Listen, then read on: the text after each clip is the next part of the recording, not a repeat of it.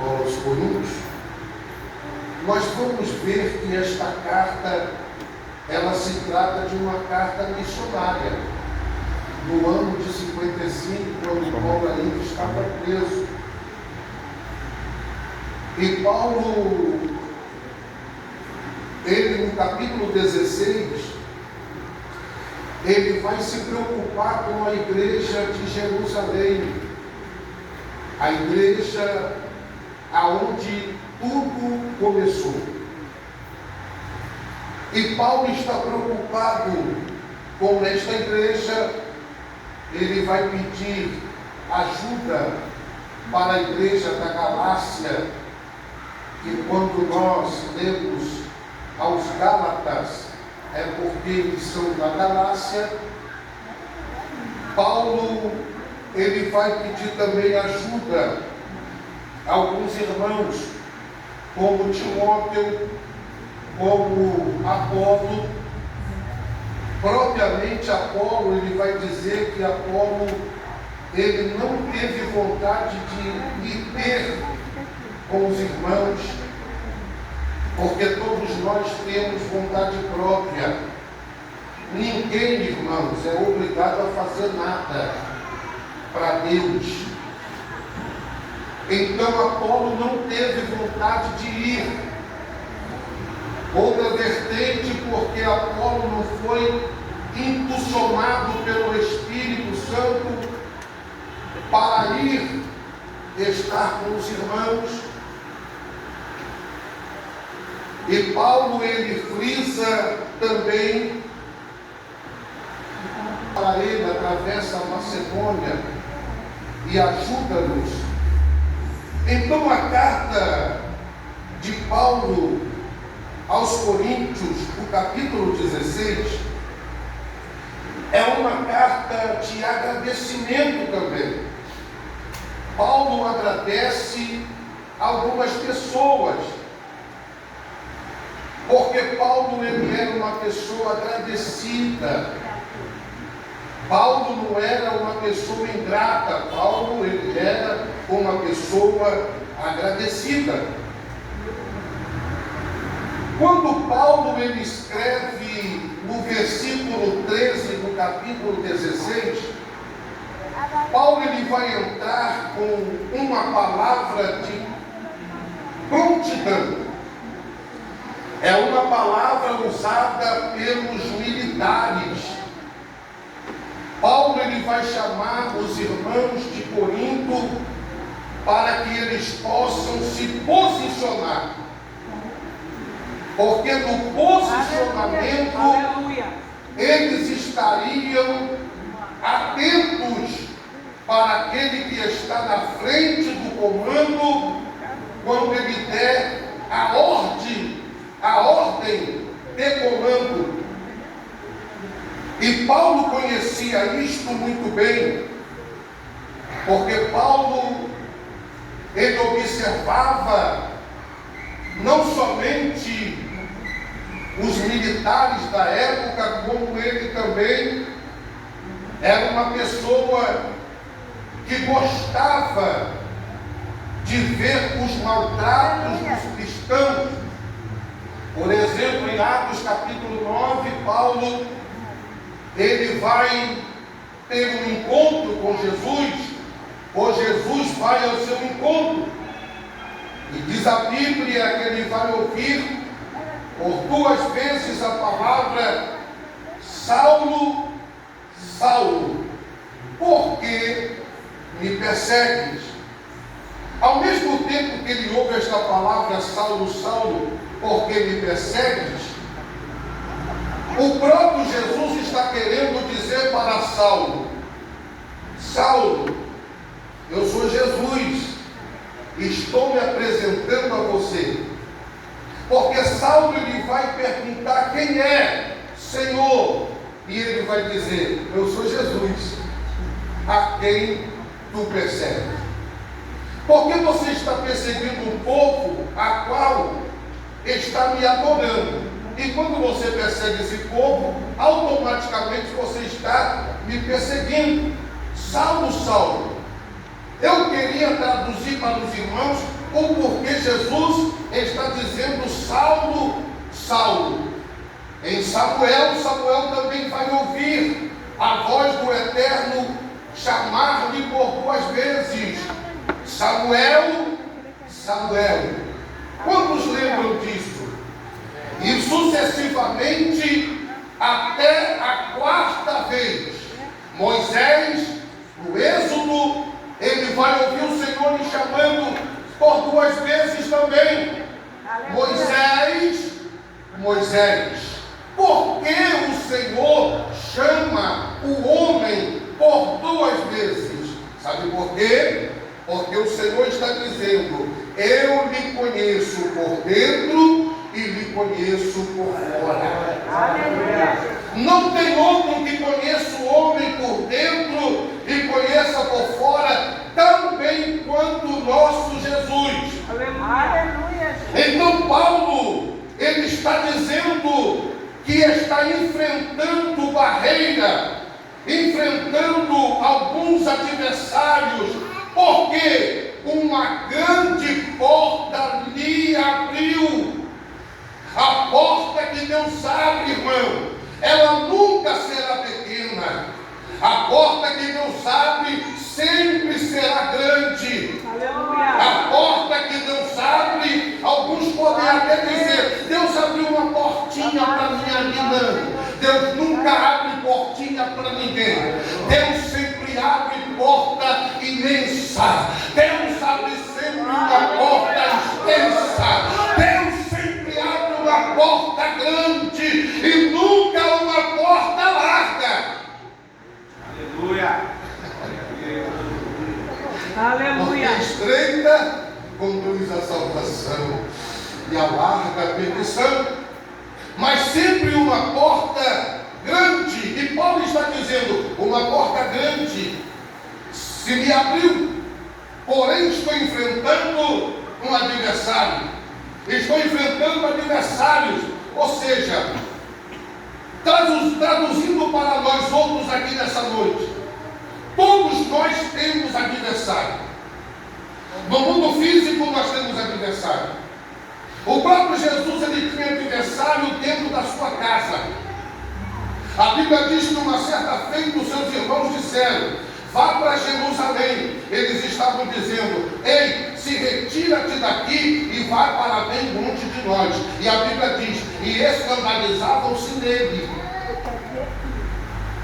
Quando falamos adversário, sempre iremos encontrar adversário aqui no mundo terreno, dentro de casa. O próprio Jesus encontrou no mundo espiritual, ou seja, dentro de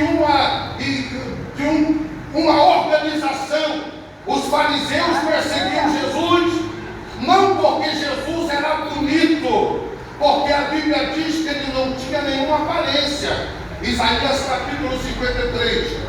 A Bíblia diz que ele não tinha nenhuma formosura. Ele era um homem forçado, ele era um homem que trabalhava, era um homem de dores, era um homem que se olhava para ele e não tinha beleza alguma. Por que, pastor Márcio? Porque a Bíblia diz que quando Jesus ele foi batizado no Rio Jordão, a Bíblia diz que Jesus, ele logo após, ele vai ser levado pelo Espírito Santo para o deserto. E tendo Jesus jejuado 40 dias e 40 noites, ele teve sede, mas não teve fome. Oh glória! A Bíblia diz que Jesus, ele agora, conforme ele jejuava, Jesus ele ia emagrecendo. Conforme Jesus está jejuando, Jesus está perdendo força física. Jesus ele está perdendo tudo que se refere no mundo espiritual. Jesus está perdendo no físico. E Jesus perdendo no físico, ele está alcançando no mundo espiritual. Enquanto Jesus ele perde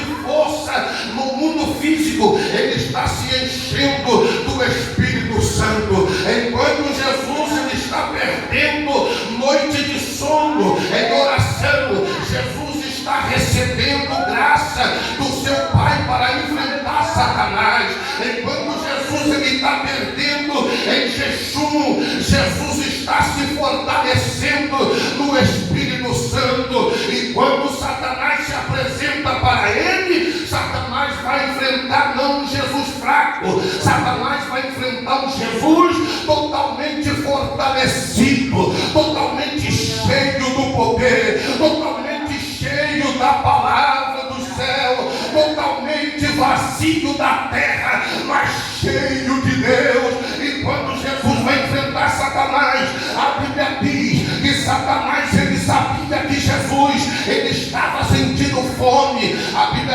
Satanás, ele pega a pedra e vai mostrar para Jesus e vai dizer: Jesus, tu és filho de Deus, pega essas pedras e transforma em pão. Primeiro lugar que nós encontramos que Satanás, ele vem até nós para nos enfrentar é segundo as nossas necessidades. As nossas necessidades, elas são acompanhadas por Satanás. Satanás sabe quando nós somos fracos em certas necessidades. É aí que Satanás chega e nos apresenta. Mas quando nós temos o Espírito de Deus, nós conseguimos vencer Satanás através de quê, pastor? Através da palavra de Deus. Oh glória! Porque quando Satanás se apresentou para Jesus e disse para que ele pudesse comer aquela pedra que se transformasse em pão, Jesus, ele não vai trazer uma palavra mirabolante. Jesus, ele vai usar a Bíblia. Jesus, ele vai usar o texto de Deuteronômio, capítulo de número 8, e ele vai dizer para Satanás: nem só de pão viverá o homem, mas de toda a palavra que sai da boca de Deus. Oh glória, louvado seja o nome de Jesus.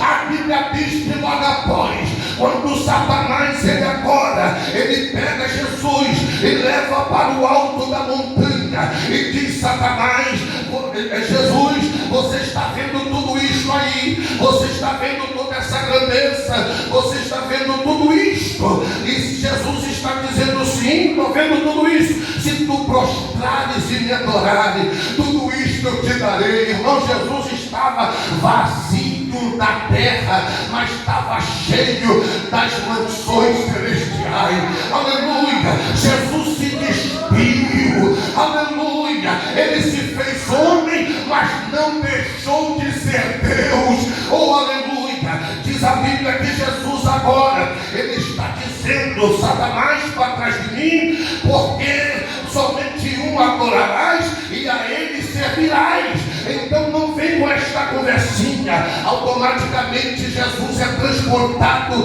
para o lugar mais alto do templo, para o pináculo do templo. E diz a Bíblia que no pináculo do templo agora vem Satanás. Satanás também prega, irmão. Você sabia que Satanás prega? Você sabia que em muitos lugares nós vemos Satanás pregando, em muitos lugares, em muitas vielas, em muitas igrejas, até mesmo Satanás pregando. Ou seja, ele está pregando, mas está enganando a muitos, porque a Bíblia fala sobre os falsos pregadores, a Bíblia fala sobre os falsos mestres, a Bíblia fala sobre os falsos profetas.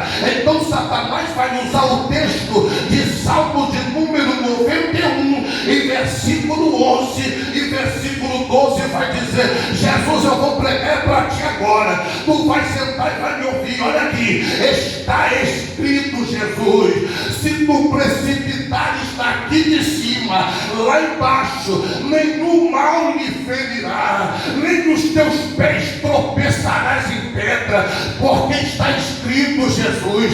Mas Jesus, ele usa a palavra também, a mesma palavra, mas também está escrito, Satanás, que não podemos de maneira nenhuma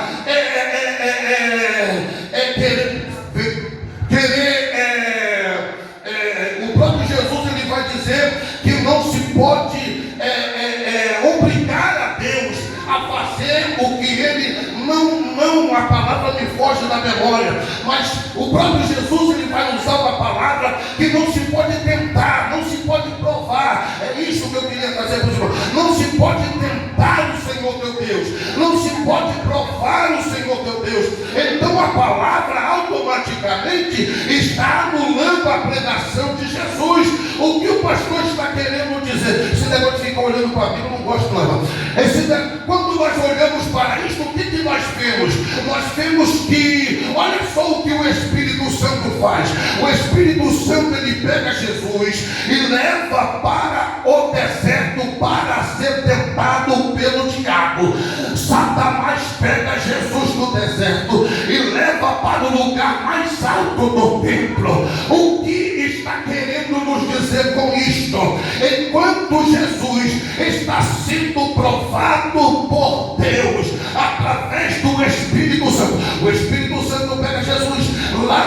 como na Transjordânia e leva para o deserto para ser provado pelo diabo. Jesus está passando no deserto, Jesus está sendo provado, as portas estão fechadas, ninguém dá uma água para Jesus. Jesus não está sendo visto por ninguém, Jesus não está sendo bajulado por ninguém, Jesus está escondido, Jesus está camuflado, mas só que de repente Satanás pega Jesus e leva para o lugar mais alto do templo. Irmão, quantas pessoas às vezes olha e diz assim: como é bom ser pastor, como é bonito ser pastor, como é bonito ser cantor, como é bonito ser pregador. Só que muitas vezes, irmão, ser pregador, ser instrutor, ser cantor, exige de nós, olha só, exige muito de nós,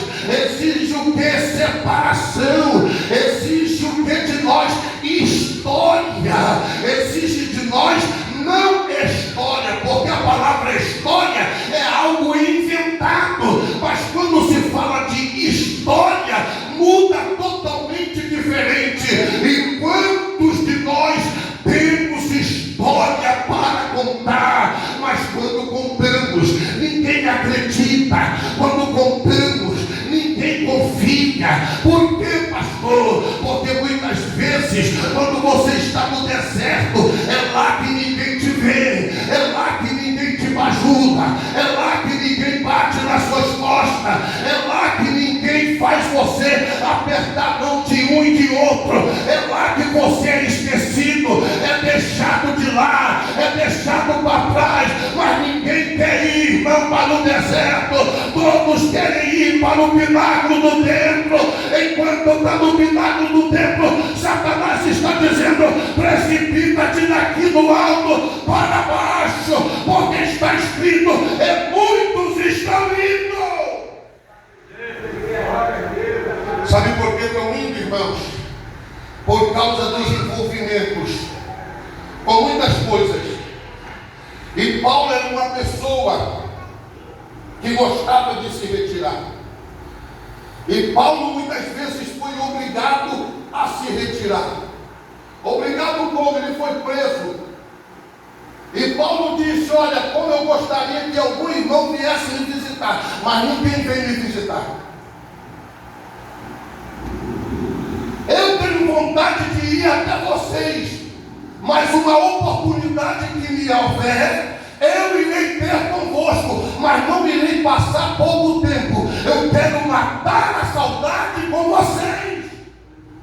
Quantos de nós, irmãos, não temos mais saudade do irmão? Quantos de nós não temos mais alegria da vitória do nosso irmão? Quantos de nós, muitas vezes, a vitória do irmão é a nossa tristeza, porque achamos que nós que deveríamos estar no lugar do irmão, e Deus está dizendo: ei, eu quero te levantar, eu quero fazer você de um baluarte, mas você precisa se colocar na posição que eu quero para poder usar a tua vida. Desse jeito eu não pode usar. Quantos gostam, irmãos, de estar no pináculo do templo? Sabe o que é estar no pináculo do templo? Estar no pináculo do templo é você estar em grupinho. Pináculo do templo é você estar em patota. Pináculo do templo é você ser acolhido não pelo que você é, mas pelo que você tem. Pináculo do templo é isso, irmão. Pináculo do templo, muitas vezes, se você tem, você vai tocar. E muitas vezes mente, dizendo que o Espírito de Deus me falou, quando ele não falou nada. Aleluia! Sabe por que as igrejas estão desertas? As igrejas estão vazias, é porque nós não queremos falar a verdade, porque tememos aquele que está agoniado no pináculo do templo, achando que se não pularmos, vão nos impulsionar para baixo. Aleluia. Eu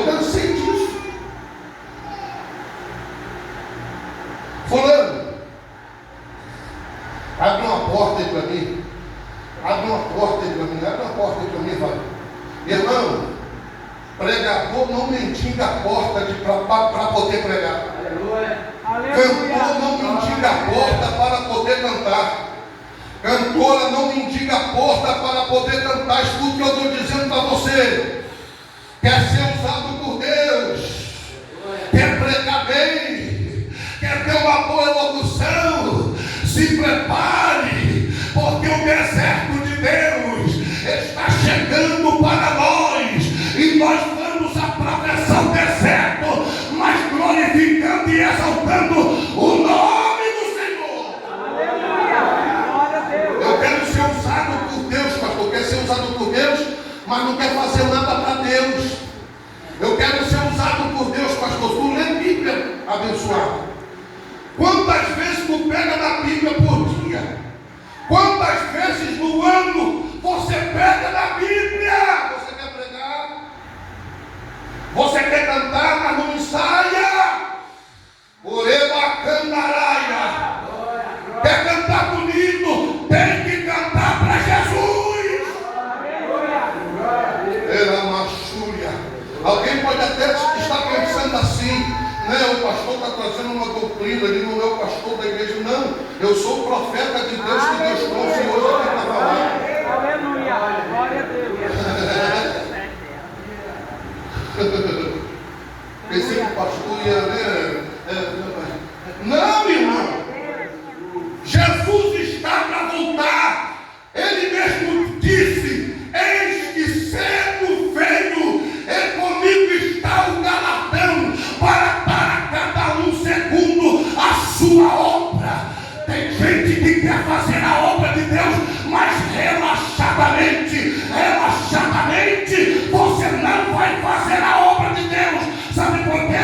O diabo pode te envergonhar, mas nesta noite estou pregando com um povo que busca a presença do Espírito, que se enche da palavra da verdade.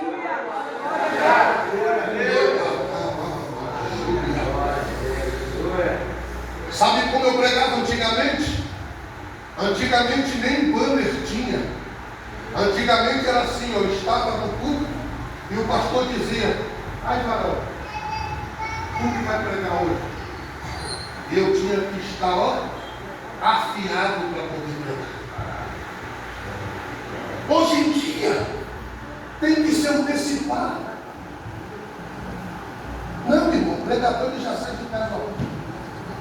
A minha esposa está aí. Eu chamo ela e digo para ela: olha, é assim, vamos estudar. Vamos estudar. Vamos estudar. Você está entendendo? Vamos estudar. Tem gente que não vai estudar. E quer conhecer a palavra. Irmão, Jesus quer te fazer limitado em um ponto. Aleluia. Você sabe por que Jonathan Edwards, ele pregava uma mensagem, e não era pregação eloquente igual eu estou pregando. Não.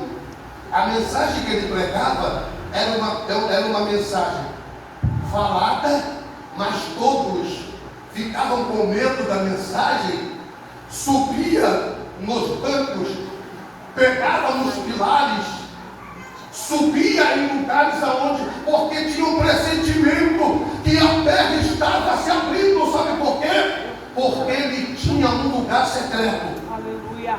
Ele orava. Não é porque ele era bom de Bíblia, não, é porque ele orava. Hoje em dia não está mais tendo manifestação demoníaca na igreja. Tem que haver uma manifestação, sabe por quê? Porque aonde tem manifestação é porque Jesus está traindo com a tua unção para expulsar esses demônios e vidas serem libertas pelo poder do Espírito. Não estamos vendo mais pessoas manifestando na igreja. Quando você prega uma mensagem, igual essa eu estou pregando, alguém sai assim da igreja: eu vou sair da igreja, que mensagem pura é essa? A Bíblia diz em João, capítulo 6, verso 68, a Bíblia diz que os próprios discípulos disseram para Jesus: quão duro é esse discurso? Mas alguns saíram e ficaram os apóstolos. Aí Jesus disse assim: e aí, vocês? O que acharam da mensagem? Hã? E aí, Pedro, eu quero saber de você. O que você achou dessa mensagem? Para onde iremos nós, Senhor? Se só tu tens a palavra de vida eterna. Para onde iremos nós? Se só tu tens a palavra. Quem acredita que eu estou falando é que Deus levanta